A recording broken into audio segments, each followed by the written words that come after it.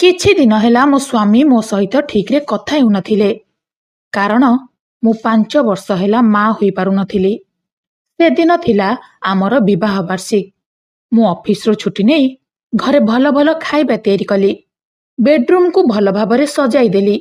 ବିବାହ ବାର୍ଷିକ ଥିଲେ ବି ସେ ମୋତେ ଆଡ଼ ଆଖିରେ ଅନାଇଲେନି। ସିଧା ବେଡରୁମକୁ ଗଲେ। ମୁଁ ବି ତାଙ୍କ ପଛେ ପଛେ ବେଡରୁମକୁ ଗଲି। ପାଖରେ ବସି ଅଭିନନ୍ଦନ ଜଣାଇଲି। ହେଲେ ସେ ଚୁପ୍ ରହିଲେ। ମୁଁ ଆଉ ସହିପାରିଲିନି।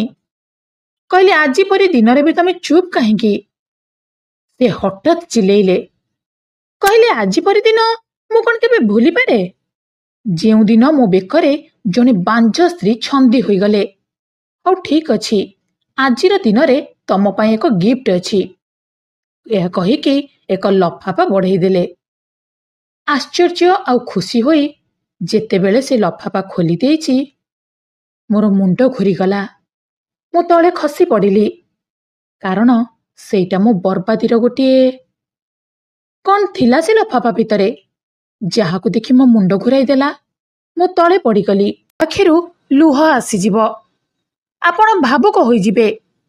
ତେଣୁ ଅନୁରୋଧ, କାହାଣୀକୁ ପୁରା ଦେଖନ୍ତୁ। ଭଲ ଲାଗିଲେ ଲାଇକ୍ ସେୟାର କରିଦେବେ। ଯେଉଁମାନେ କମେଣ୍ଟରେ ନିଜର ନାଁ ସହିତ ଜାଗା ନା ଲେଖିବେ, ପର ଭିଡିଓରେ ସେମାନଙ୍କର ନାଁ ଘୋଷଣା ହେବ। ଆରେ ତୁ ୟାକୁ କାହିଁକି ଛୁଇଁଲୁ? କ'ଣ ତତେ ଏତିକି ବି ଜଣା ନାହିଁ କି ଏସବୁ ସୀମାର ସାଦଖିଆ ଓ ପୂଜା ସାମଗ୍ରୀ ବୋଲି? ଆଉ ଏ ପୂଜା ସାମଗ୍ରୀକୁ ବାଞ୍ଝ ସ୍ତ୍ରୀ ଛୁଇଁଲେ ଅଶୁଭ ହୋଇଥାଏ। ତୁ ଏଇଟା ଭାବୁନୁ ତ ତୋର ପିଲା ହେଉନି ବୋଲି ତୋ ନଣନ୍ଦର ବି ନ ହେଉ? ଏମିତି ତ ଆଉ ନୁହେଁ ଯେ ତୁ ତୋର ନଣନ୍ଦର ଖୁସି ଦେଖିପାରୁନୁ। ମା ମୁଁ କେମିତି ହେଲେ ଲୁହ ରୋକି ମାତ୍ର ଏତିକି କହିପାରିଲି ମୁଁ। ଏତିକିରେ ସୀମା କହିଲେ କି, ଭାଉଜ, ତମଠାରୁ ମୋର ଏଇଆ ଆଶା ନଥିଲା। ତମେ ତ ଖୁସି ହେବା କଥା କି ମୁଁ ମା ହେବାକୁ ଯାଉଛି, କିନ୍ତୁ ଓଲଟା କାମକୁ ଅଶୁଭ କରିବାରେ ଲାଗିଛ। ସୀମା ମୋ ନଣନ୍ଦ ତ ଥିଲେ, କିନ୍ତୁ ତାଠାରୁ ଅଧିକ ମୋ ସାଙ୍ଗ ଥିଲେ। ତାଙ୍କର ଏ ଉତ୍ତର ମୋତେ ଖୁବ୍ ଆଘାତ ଦେଇଥିଲା। ମୁଁ ବିକଳ ହୋଇ ମୋ ସ୍ୱାମୀଙ୍କୁ ଅନେଇଲି। ଭାବୁଥିଲି କି ମୋ ସ୍ୱାମୀ ମୋତେ ବହୁତ ଭଲ ପାଆନ୍ତି, ଆଉ ଆମର ଲଭ୍ ମ୍ୟାରେଜ ହୋଇଥିଲା। ତେଣୁ ସେ ନିଶ୍ଚୟ ମୋ ସପକ୍ଷରେ କିଛି କହିବେ। କିନ୍ତୁ ସେ ବି ଓଲଟି ପଡ଼ିଲେ ଆଉ କହିଲେ, ଶିଳ୍ପା, ତମେ ସୀମାକୁ ତମ ଭଉଣୀ ଭାବୁଛ ନା? ପୁଣି ସୀମା ସାଥିରେ ଏମିତି କେମିତି କରିପାରୁଛ? କେହି ବି ସ୍ତ୍ରୀ ଲୋକ ଶାଶୁ ନଣନ୍ଦଙ୍କ ନିନ୍ଦା ବାର ବାର ସହ୍ୟ କରିପାରେ, କିନ୍ତୁ ଯଦି ତା ସ୍ୱାମୀ, ଯାହାକୁ ସେ ନିଜର ସବୁ କିଛି ଅର୍ପଣ କରି ଦେଇଥାଏ, ଯାହା ସାଥିରେ 7 ଜନ୍ମ ଯାଏଁ ରହିବାର ପ୍ରତିଶ୍ରୁତି ଦେଇଥାଏ, ଯଦି ସେ ଏମିତି ନିନ୍ଦା ଦିଏ, ତେବେ? ମୁଁ କାନ୍ଦି କାନ୍ଦି ଚୁପଚାପ ରୋଷେଇ ଘରକୁ ଯାଇ କାମ କରିବା ଆରମ୍ଭ କରିଦେଲି। ବାଞ୍ଝ ହେବା କାରଣରୁ ତ ପୂଜା ସାମଗ୍ରୀକୁ ଛୁଇଁ ପାରିବିନି, କିନ୍ତୁ ବୋହୂ ହୋଇଥିବାରୁ ଘରର ସବୁ କାମ ପୁରା ଭଲସେ କରିବାର ଆଶା କେମିତି ରଖୁଛନ୍ତି କେଜାଣି? ମୁଁ ଭିତରେ ଭିତରେ ଯେତେ ବି କାନ୍ଦିଲେ କାମ କରିବା ପାଇଁ ବାଧ୍ୟ। ମନେ ମନେ ଭାବୁଥିଲି କି ମୁଁ ମା ହୋଇପାରିଲିନି ବୋଲି ମୋର କ'ଣ ଭୁଲ? ମା ହେବା କ'ଣ ଜଣେ ସ୍ତ୍ରୀ ହାତରେ ଥାଏ କି? ମୋ ମନରେ ବାରମ୍ବାର ଗୋଟିଏ କଥା ଆସୁଥିଲା, କେତେ ପଢ଼ା ଲେଖା ପରିବାରର ଚିନ୍ତାଧାରା ବି ଏତେ ନୀଚ ହୋଇପାରେ? ମୋ ଶାଶୁ ଜଣେ ଟିଚର ଥିଲେ, ଆଉ ନଣନ୍ଦ ବି ଚାର୍ଟାର୍ଡ ଆକାଉଣ୍ଟାଣ୍ଟ। ରାହୁଲ ଜଣେ ଇଞ୍ଜିନିୟର ଥିଲେ। ତେଣୁ ଏତେ ପଢ଼ା ଲେଖା ହୋଇଥିଲେ ବି ସେମାନଙ୍କର ଏ ପ୍ରକାରର ଆଚରଣ ମୋତେ ବଡ଼ ଅଜବ ଲାଗୁଥିଲା। ପୂଜା ସାମଗ୍ରୀକୁ ଛୁଇଁଦେଲେ ଅଶୁଭ କେମିତି ହୋଇଯିବ? ଏମିତି ସବୁ ଭାବୁ ଭାବୁ ମୋର ସେ ପୁରୁଣା ଦିନଗୁଡ଼ିକର କଥା ମନେ ପଡ଼ିଗଲା। ସେଦିନ ଥିଲା ବୁଧବାର। ପ୍ରଥମ ଥର ପାଇଁ ରାହୁଲ ଓ ମୋ ଭିତରେ ଅଫିସରେ ଦେଖା ହୋଇଥିଲା। ସେଦିନ ମୁଁ ପ୍ରେଜେଣ୍ଟେସନ ଦେବାର ଥିଲା। ବସ୍ଙ୍କ ସହିତ ସମସ୍ତଙ୍କୁ ବି ମୋର ପ୍ରେଜେଣ୍ଟେସନ ବହୁତ ଭଲ ଲାଗିଥିଲା, କିନ୍ତୁ ସବୁଠୁ ଅଧିକ ଭଲ ଲାଗିଥିଲା ରାହୁଲକୁ। ସେ ପୁରାପୁରି ଇମ୍ପ୍ରେସ ହୋଇଯାଇଥିଲେ। ଗୋଟିଏ ଅଫିସରେ ଏକାଠି କାମ କରୁ କରୁ କେତେବେଳେ ଯେ ପରସ୍ପର ପ୍ରତି ଭଲ ପାଇବା ହୋଇଯାଇଥିଲା ଜଣା ପଡ଼ିଲାନି। ଦୁହିଁଙ୍କର ଗୋଟିଏ ଜାତି ହୋଇଥିବାରୁ ଘର ଲୋକ ବି ଆମ ସମ୍ପର୍କକୁ ମାନି ନେଇଥିଲେ, ଆଉ ଆମେ ଦୁହେଁ ବିବାହ କରି ନେଇଥିଲୁ। ଶାଶୁ ଶ୍ୱଶୁର ନଣନ୍ଦଙ୍କର ସହିତ ସମସ୍ତଙ୍କ ବ୍ୟବହାର ବି ବହୁତ ଭଲ ଥିଲା। ଏତେ ଭଲ ପାଉଥିବା ସ୍ୱାମୀ ପାଇକି ବି ମୁଁ ନିଜକୁ ବହୁତ ଭାଗ୍ୟଶାଳୀ ମାନୁଥିଲି। ରାହୁଲ ପ୍ରଥମେ କହିଦେଇଥିଲେ कि ବିବାହର 2 ବର୍ଷ ଯାଏଁ ପିଲାପିଲି କରିବାନି, ଆମେ ଜୀବନକୁ ଉପଭୋଗ କରିବା। ତେଣୁ 2-3 ବର୍ଷ ଯାଏଁ ପରିବାରରେ କେହି ବି କିଛି କହିଲେନି। ମାତ୍ର 5 ବର୍ଷ ହେବା ପରେ ଘରେ ସବୁ ନିନ୍ଦା ଦେବା ଆରମ୍ଭ କରିଦେଲେ। କଥା କଥାରେ ପରିବାର ସହିତ ସମ୍ପର୍କ ବି କହିବା ଆରମ୍ଭ କରିଦେଲେ। ରାହୁଲ ପ୍ରଥମେ ତ କିଛି କହୁନଥିଲେ, କିନ୍ତୁ ଧୀରେ ଧୀରେ ସେ ବି ମୋ ପ୍ରତି ରୁକ୍ଷ ବ୍ୟବହାର କରିବା ଆରମ୍ଭ କରିଦେଇଥିଲେ। ଅଫିସରେ ସମସ୍ତଙ୍କ ସାମ୍ନାରେ ତ ଭଲ ଥିଲେ, ମାତ୍ର ଘରକୁ ଆସିବା ପରେ ଚୁପ୍ ରହୁଥିଲେ। କାମ ପଡ଼ିଲେ ହିଁ ମୋତେ କଥା କହୁଥିଲେ। ତାଙ୍କର ଏମିତି ସ୍ୱଭାବରୁ ଲାଗୁଥିଲା କି ଯେମିତି ଆମେ ସ୍ୱାମୀ ସ୍ତ୍ରୀ ନୁହେଁ। ମୋ ମନ କାନ୍ଦି ଉଠୁଥିଲା, କିନ୍ତୁ କହିବି ତ କାହାକୁ? ତେଣୁ ମନର କଥା ମନରେ ମାରି ରହିଯାଉଥିଲି। ରାହୁଲକୁ ବି ପିଲା ନ ହେବାର ଦୁଃଖ ଥିଲା। ଆଉ କିଛି ଦିନ ପରେ ସେ ଠିକ୍ ହୋଇଯିବେ। ଆଜି ଆମର 8ମ ବିବାହ ବାର୍ଷିକ ଥିଲା।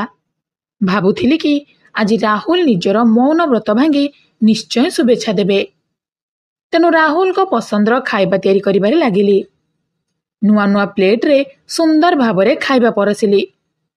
ମାତ୍ର ସେ ଚୁପଚାପ ଖାଇଦେଇ କିଛି ନ କହି ଅଫିସ ବାହାରିଗଲେ। ମୁଁ ବି ଦେହ ଖରାପ ଅଛି କହି ଅଫିସରୁ ଛୁଟି ନେଇଗଲି। ଫଳରେ ଡିନର ଭଲରେ ତିଆରି କରିବା ସହିତ ବେଡରୁମ୍ ବି ଭଲରେ ସଜେଇକି ରାହୁଲଙ୍କୁ ସରପ୍ରାଇଜ ଦେବି। ରାହୁଲ ଥରେ ବି ମୋତେ ପଚାରିଲେନି କି କାହିଁକି ମୁଁ ଛୁଟି ନେଇଛି। କ'ଣ ସତରେ ତମ ଦେହ ଖରାପ ଅଛି? ଡିନରରେ ମୁଁ ଖେଚେଡ଼ି, କ୍ଷୀରି, ପୁରୀ ସହିତ ବହୁତ କିଛି କରିଥିଲି। ବେଡରୁମ୍କୁ ବି ବିଭିନ୍ନ ପ୍ରକାରର ସୁନ୍ଦର ସୁନ୍ଦର ଫୁଲରେ ସଜେଇଥିଲି। ନିଜେ ବି ରାହୁଲଙ୍କ ପସନ୍ଦର ସବୁଜ ରଙ୍ଗର ଶାଢ଼ୀ ପିନ୍ଧି ଭଲରେ ସଜେଇ ହୋଇଗଲି। ପୁରା ଆଶା ଥିଲା କି ଆଜି ରାହୁଲ ନିଶ୍ଚୟ ନିଜର ମୌନବ୍ରତ ଭାଙ୍ଗି ମୋ ସହିତ କଥା ହେବେ। ତାଙ୍କୁ ମୁଁ ଗୋଟିଏ ପିଲା ପାଳିବା ନେଇ ବି ମନେଇ ନେବି। ଏତେ ସବୁ ଆୟୋଜନ ପରେ ସନ୍ଧ୍ୟାବେଳେ ଯେତେବେଳେ ରାହୁଲ ଘରକୁ ଆସିଲେ, ମୋ ଆଡ଼କୁ ଟିକେ ନଜର ଉଠେଇ ବି ଦେଖିଲେନି। ସେଠୁ ମୁଁ ଭାବିଲି କି ବୋଧେ ବେଡରୁମ୍କୁ ଯାଇକି ସେ ମୋତେ ଶୁଭେଚ୍ଛା ଦେବେ। ବେଡରୁମ୍ର ଏତେ ସାଜସଜା ଦେଖିକି ବି ରାହୁଲ କିଛି କହିଲେନି। ଏବେ ଏହା ତାଙ୍କର ନିତିଦିନିଆ ରୁଟିନ୍ ପାଲଟି ଯାଇଥିଲା, ମୋବାଇଲ ଦେଖିବା। ତେଣୁ ମୁଁ ମୋ ଆଡ଼ୁ ବିବାହ ବାର୍ଷିକର ଅଭିନନ୍ଦନ ଜଣେଇଲି। କିନ୍ତୁ ତଥାପି ସେ ଚୁପ୍ ରହିଲେ। ଏବେ ମୋର ଆଉ ଧୈର୍ଯ୍ୟ ରହୁନଥିଲା। ସାଙ୍ଗେ ସାଙ୍ଗେ କହିଲି କି ମୁଁ ତମକୁ କିଛି କହୁଛି, ଆଜି ଆମର ବିବାହ ବାର୍ଷିକ, ତମେ ସେଇଟା ବି ଭୁଲିଗଲ କି? ହଠାତ୍ ଟିକେ ଚିଲେଇବା ପରି ରାହୁଲ କହିବାରେ ଲାଗିଲେ, ସେ ଅଶୁଭ ଦିନ ମୁଁ କ'ଣ କେବେ ଭୁଲିପାରେ? ଯେଉଁଦିନ ଜଣେ ବାଞ୍ଝ ସ୍ତ୍ରୀ ମୋ ବେକରେ ଛନ୍ଦି ହୋଇଗଲେ। ସେଠୁ କିଛି ନ ଭାବି ମୁଁ କହିଲି କି ଆମେ ଗୋଟେ ପିଲାକୁ ଆଣି ପାଳିବା। ଏକଥାକୁ ନେଇ ବହୁତ ଥର ବି ଆମର ଝଗଡ଼ା ହୋଇଛି। କେତେଥର କହିଛି କି ଆଉ କାହାର ପିଲାକୁ ମୁଁ ଆପଣେଇ ପାରିବିନି। ମା ଓ ମୋତେ ନିଜର ପିଲା ଦରକାର, କିନ୍ତୁ ତମେ ଦେଇପାରୁନ। ଏତିକି କହି ସେ ପୁଣି କହିଲେ କି ଛାଡ଼, ଆଜି ଆମର ବିବାହ ବାର୍ଷିକ, ତେଣୁ ତମ ପାଇଁ ଗୋଟେ ସରପ୍ରାଇଜ ଗିଫ୍ଟ ଆଣିଛି। ସେଠୁ ମୁଁ କହିଲି ସରପ୍ରାଇଜ ଗିଫ୍ଟ? କିନ୍ତୁ ମୋ ମନ ଭିତରେ ଆସୁଥିଲା କି ଯେଉଁ ଲୋକ ଲଗାତାର ନିନ୍ଦା ଦେଉଛନ୍ତି ସେ ଲୋକ ମୋ ପାଇଁ କ'ଣ ଏମିତି ଗିଫ୍ଟ ନେଇ ଆସିଲେ। ରାହୁଲ ମୋତେ ଗୋଟିଏ ଲଫାପା ଧରେଇ ଦେଲେ। ମୁଁ ଉତ୍ସୁକତାର ସହିତ ସେଇ ଲଫାପାକୁ ଖୋଲିବା ପରେ ସେଥିରେ ଯାହା ଦେଖିଲି, ମୋର ମୁଣ୍ଡ ଘୁରେଇଗଲା। ତଳେ ଦୁମକିନା ବସି ପଡ଼ିଲି, କାରଣ ସେଥିରେ ମୋର ବର୍ବାଦୀର ଜିନିଷ ଥିଲା। ଆଉ ସେଇଟା ଥିଲା ଛାଡ଼ପତ୍ର। ମୋ ହାତରେ ଥିଲା ଛାଡ଼ପତ୍ର, କିନ୍ତୁ ବିଶ୍ୱାସ ଲାଗୁନଥିଲା। ଯେଉଁ ରାହୁଲ ମୋତେ ଏତେ ଭଲ ପାଇବା ନେଇ ଡିଣ୍ଡିମ ପିଟୁଥିଲେ, ସବୁ ପରିସ୍ଥିତିରେ ସାଥ ଦେବାର କଥା କହୁଥିଲେ, ସେ ଗୋଟିଏ ଛୁଆ ପାଇଁ ମୋତେ ଛାଡ଼ପତ୍ର ଦେବେ, ପୁଣି ଆଜି ପରି ଦିନରେ। ମୋ ଆଖି ଆଗରେ ଅନ୍ଧାର ଛାଇ ଯାଇଥିଲା। କିନ୍ତୁ ନିଜ ଉପରେ ନିୟନ୍ତ୍ରଣ ରଖି ମୁଁ ତୁରନ୍ତ ସେ ଛାଡ଼ପତ୍ର କାଗଜରେ ଦସ୍ତଖତ କରିଦେଲି। କାରଣ ଯେଉଁ ଲୋକର ହୃଦୟରେ ମୋ ପାଇଁ ବିନ୍ଦୁଟିଏ ବି ଭଲ ପାଇବା ନାହିଁ, ସେଇ ଲୋକ ସହିତ ରହିକି କ'ଣ ଲାଭ? ପରଦିନ ମୁଁ ତାଙ୍କର ଘର ଛାଡ଼ିଦେଲି। ତେଣୁ ରାହୁଲକୁ ଯେମିତି ମୌକା ମିଳିଗଲା। କିଛି ଦିନ ପରେ ମୁଁ ଚେଷ୍ଟା କରି ମୋ ଟ୍ରାନ୍ସଫର କମ୍ପାନୀର 2ୟ ଶାଖାକୁ କରିନେଲି। କାହିଁକି ନା ରାହୁଲଙ୍କ ସହିତ ଗୋଟିଏ ଅଫିସରେ କାମ କରିକି ମୁଁ ମୋର ସେହି ଅତୀତକୁ ମନେ ପକାଇବାକୁ ଚାହୁଁନଥିଲି। ଛାଡ଼ପତ୍ରର 1 ମାସ ପରେ ହିଁ ରାହୁଲ ଦ୍ୱିତୀୟ ବିବାହ କରିନେଇଥିଲେ। ଆଉ ବର୍ଷକ ପରେ ରାହୁଲଙ୍କର ପିଲା ହେବାର ଖବର ମୋ ପାଖରେ ପହଞ୍ଚିଗଲା। ମୋତେ ନିଚା ଦେଖାଇବାକୁ ରାହୁଲ ପୁଅ ହେବାର ଖୁସିରେ ପାର୍ଟି ରଖିଲେ ଆଉ ଆସିବା ପାଇଁ ମୋତେ ବି ନିମନ୍ତ୍ରଣ ଦେଲେ। ସେ ଗର୍ବରେ ମୋତେ ତାଙ୍କ ପୁଅକୁ ଦେଖାଇବାକୁ ଚାହୁଁଥିଲେ ବୋଧେ। ନିର୍ଦ୍ଧାରିତ ଦିନ ମୁଁ ସେ ପାର୍ଟିରେ ପହଞ୍ଚିଗଲି। ମୋତେ ଦେଖିକି ରାହୁଲ ସାଙ୍ଗେ ସାଙ୍ଗେ ମୋ ପାଖକୁ ଚାଲି ଆସିଲେ ଆଉ କହିଲେ କି ଦେଖିଲ, ତମଠୁ ଛାଡ଼ପତ୍ର ନେବାର ନିଷ୍ପତ୍ତି ଠିକ୍ ଥିଲା। ଦେଖ ମୁଁ ବାପା ହୋଇଗଲି। ମୋତେ କିନ୍ତୁ ତାଙ୍କ କଥାରେ କୌଣସି ଫରକ ପଡ଼ୁନଥିଲା, କାରଣ ଏବେ ବିସ୍ଫୋରଣ ହେବାକୁ ଯାଉଥିଲା। କିଛି ଏମିତି ଘଟଣା ଘଟିବାକୁ ଯାଉଥିଲା ଯାହା ରାହୁଲ ବି ନିଜେ ସ୍ୱପ୍ନରେ ଭାବିନଥିଲେ। ସେଠୁ ମୁଁ ତାଙ୍କୁ କହିଲି କି ବାପା ହେବା ପାଇଁ ବହୁତ ବହୁତ ଶୁଭେଚ୍ଛା। ଏତିକି କହି ମୁଁ ରାହୁଲଙ୍କ ହାତକୁ ଏକ ଲଫାଫା ପଠେଇଦେଲି। କହିଲି କି ପୁଅ ହେବା ଖୁସିରେ ମୋ ତରଫରୁ ତମ ପାଇଁ ଏକ surprise gift. Surprise gift? Gift ନାଁ ଶୁଣିକି ତାଙ୍କୁ ଯେମିତି ଝଟକା ଲାଗିଲା।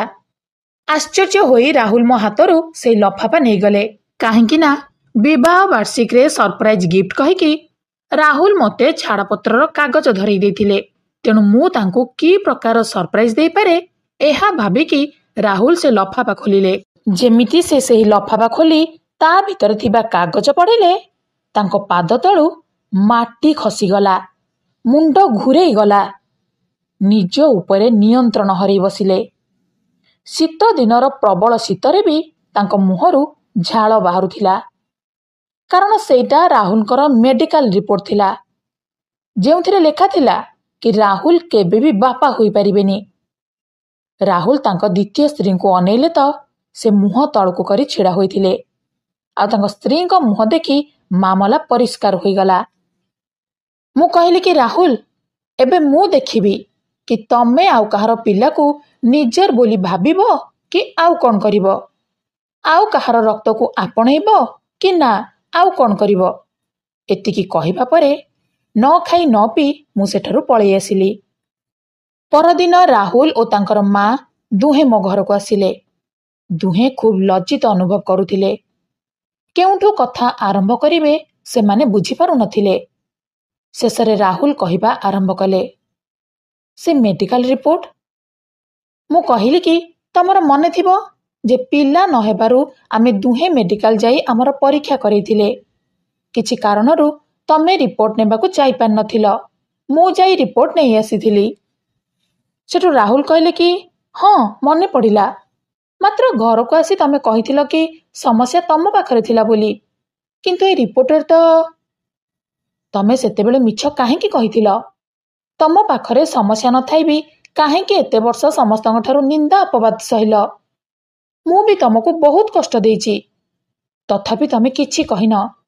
ହେଲେ କାହିଁକି ଶିଳ୍ପା? କାହିଁକି ନା ମୁଁ ତମକୁ ବହୁତ ଅଧିକା ଭଲ ପାଉଥିଲି। ଯଦି ତମକୁ ସତ ଜଣାପଡ଼ି ଯାଇଥାନ୍ତା ତ ତମେ ସହି ପାରିନଥାନ୍ତ ଆଉ ଭିତରେ ଭିତରେ ହାରି ଯାଇଥାନ୍ତ। କିନ୍ତୁ ମୁଁ ତମକୁ ଭାଙ୍ଗିଯିବା ଦେଖିପାରିନଥାନ୍ତି। ମୋର କ'ଣ ଅଛି, ମୋତେ ତ ନିନ୍ଦା ଶୁଣିବାର ଅଭ୍ୟାସ ହୋଇସାରିଥିଲା। କିନ୍ତୁ ସତ କହିବି, ମୁଁ ସମସ୍ତଙ୍କ ନିନ୍ଦା ଅପବାଦ ଶୁଣିବାକୁ ପ୍ରସ୍ତୁତ ଥିଲି, ମାତ୍ର ତମର ନୀରବତା, ତମର ନିନ୍ଦା ଅପବାଦ ଶୁଣିବାକୁ ମୋର ସାହସ ନଥିଲା। ସେଠୁ ସେ କହିଲେ କି ଯେବେ ମୁଁ ଛାଡ଼ପତ୍ର ଦେଲି ସେତେବେଳେ ତ କହିପାରିଥାନ୍ତ। ମୁଁ କହିଲି କି ରାହୁଲ, ଭୁଲ ମୋର। ମୋତେ ମୋ ଭଲ ପାଇବା ଉପରେ ବିଶ୍ୱାସ ଥିଲା। ଦୁନିଆ ଯାହା କହୁ, ମାତ୍ର ମୋ ରାହୁଲ ମୋତେ କେବେ ବି ଛାଡ଼ିପାରିବେନି, ଏକଥାର ଦୃଢ଼ ବିଶ୍ୱାସ ମୋର ଥିଲା। ମାତ୍ର ତମେ ଯେବେ ଛାଡ଼ପତ୍ର ଦେଲ ମୋର ସେ ବିଶ୍ୱାସ ଭାଙ୍ଗିଗଲା। ଯେତେବେଳେ ତମର ଭଲ ପାଇବା ହିଁ ସରିଯାଇଥିଲା ସେତେବେଳେ ତମ ସହିତ ରହିବାର କୌଣସି ମତଲବ ନଥିଲା। ଏଥିପାଇଁ ମୁଁ ତୁରନ୍ତ ସେ କାଗଜରେ ଦସ୍ତଖତ କରିଦେଇଥିଲି। ବୋହୂ, ଆମର ବହୁତ ବଡ଼ ଭୁଲ ହୋଇଗଲା। ପ୍ଲିଜ୍ ଆମ ସମସ୍ତଙ୍କୁ କ୍ଷମା କରିଦେ ଆଉ ଆମ ସହିତ ଘରକୁ ଚାଲ। ମୋତେ ଶାଶୁ କହୁଥିଲେ କି ବୋହୂ, ପୁରୁଣା କଥା ସବୁ ଭୁଲିଯା। ରାହୁଲ କହିଲେ ଚାଲ ଆମେ ପୁଣି ନୂଆ ଜୀବନ ଆରମ୍ଭ କରିବା। ସେଠୁ ମୁଁ କହିଲି କି କ୍ଷମା କରିବାରେ କୌଣସି କଥା ନାହିଁ, କଥା ହେଉଛି ଆତ୍ମସମ୍ମାନର। ଏବେ ଏହା ସମ୍ଭବ ନୁହେଁ କି ମୁଁ ପୁଣି ଥରେ ଫେରିଯାଇ ସେ ଘରେ ପାଦ ପକାଏ। ଏମିତିରେ ମୋର ଆସନ୍ତା ମାସରେ ବିବାହ। ମୁଁ ସେ ସରପ୍ରାଇଜ ଗିଫ୍ଟ ଏଥିପାଇଁ ତମକୁ ଦେଲି କି ମୁଁ ଦେଖିବାକୁ ଚାହୁଁଥିଲି ଯେ ତମେମାନେ ଆଉ କାହାର ରକ୍ତକୁ ଆପଣାଉଛ କି ନା। तो कहानी केमिति लागिला मो निष्पत्ति केमिति लागिला कमेंट बॉक्स रे निश्चय जणैबे। वीडियो को लाइक शेयर करी चैनल को सब्सक्राइब करदेबे। आपण माने हेउछंती आम परिवारर अंशविशेष, तेणु आपणकर मतामत आम पई सेतिकी गुरुत्वपूर्ण। कमेंट करी आमको उत्साहित करिथिबा व्यक्ति माने हेले कंबुपाणी प्रधान पलासगोरा, प्रशांत स्वाई मानस स्वाई जगतसिंहपुर, बानाम्बर साहू प्रदीप कुमार राणा, चेरु प्रधान पूजांजलि, मनमत दास, पंडित नायक, कृष्णचंद्रदीप, अपर्ति महारणा, कैलाश साहू, अंतर्जामी दलई, विकास, नंद कुमार, तनिषा तनया भुवनेश्वर। आपणको अनेक अनेक धन्यवाद।